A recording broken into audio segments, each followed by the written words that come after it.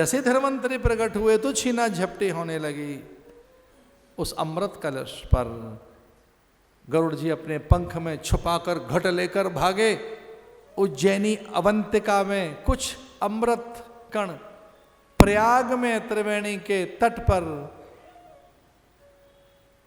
गोदावरी नासिक में, और हम भाग्यवान हैं कि कुंभ में हम अमृत लेने आए हरिद्वार में।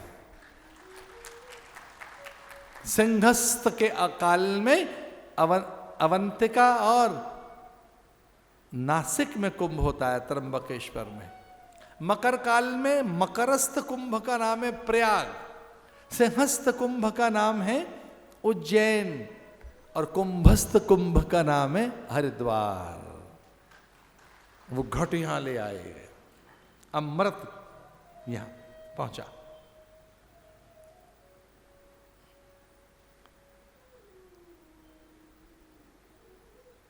मोहिनी बनकर भगवान प्रकट हुए। वो जानते थे कि आपस में आवेश में, उत्तेजना में, क्रोध में एक अमृत का नाश कर देंगे, और इनमें काम प्रचंड है। मदरा के बाद काम प्रचंड हो जाता है। तो मोहिनी बनकर भगवान प्रकट हुए। दैत्य आदि रीझ गए उन पर, और दैत्य तो बड़े उस रूपसी पर आसक्त होकर कहने लगे। बलि आदि ने बड़ी सुंदर सी बात कही कि रूप एक जैसा कभी रहता नहीं है। जो कभी एक जैसा नहीं रहता वो रूप है। रूप तो खो ही जाएगा, पर इसका रूप कभी खोने वाला नहीं है। ये रूपसी कौन सी है? अहो रूप महोधामम अस्या नववयम। वह कहते हैं अवस्था को, आयु को। अरे कैसी है ये, इसको देख के लग रहा है ये बूढ़ी नहीं होगी। ना ना, ये तो कुछ और ही है। इसके रूप लक्षण चरित्र स्वभाव से ऐसा लगता है अब ये अपूर्ण नहीं है, इसके रूप में पूर्णता है, ये कोई पूर्ण है। अब बाबरा बलि ये नहीं जानता कि ये पूर्णा नहीं है, ये तो स्वयं पूर्णानंद है।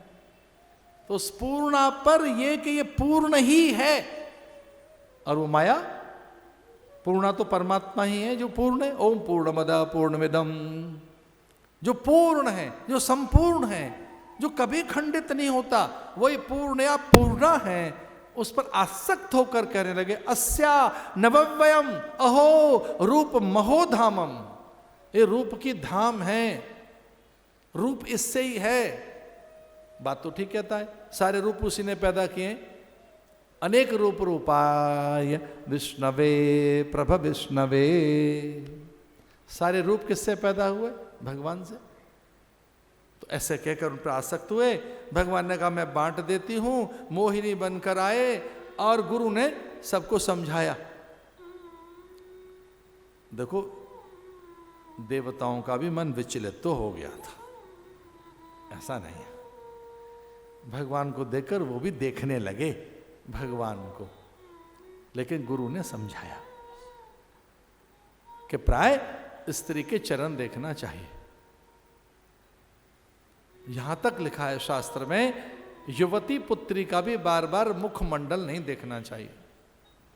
अपनी बेटी युवती हो तो युवती पुत्री का भी बार बार मुखमंडल नहीं देखना चाहिए। तो क्या देखें? चरण देखने चाहिए।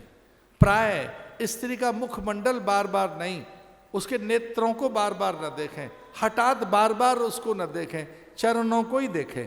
तो गुरुदेव ने कहा बहुत हो गया, अब बार बार इस स्त्री को देखना है, मेरे कहने से एक बार इसके चरण देख लो, बस एक बार। और भगवान नारायण देवताओं के हित के लिए अपने चरण छुपाकर नहीं आए थे। तो सबने देख लिया कि मोहिनी नहीं है तो मोहन है। जो मोहिनी सी लगती है ये तो मोहन है, जो सुंदरी सी लगती है ये तो श्याम सुंदर है।